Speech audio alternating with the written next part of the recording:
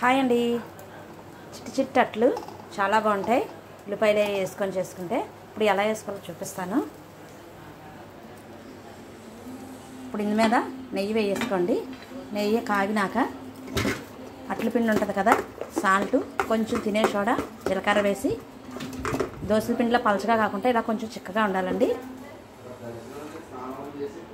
ఇప్పుడు ఇలా చిన్న చిన్నగా దోశల్లా వేసుకోండి. చాలా బాగుంటాయి. ఈ అట్ల పిండి రుబ్బుకోగానే వేసుకుంటే చాలా టేస్టీగా ఉంటాయి చిట్టట్లు. ఇప్పుడు దీని మీద కొంచెం కొంచెం ఉల్లిపాయలు వేసుకొని ఉల్లి చట్నీతో తింటే చాలా టేస్టీగా ఉంటుంది.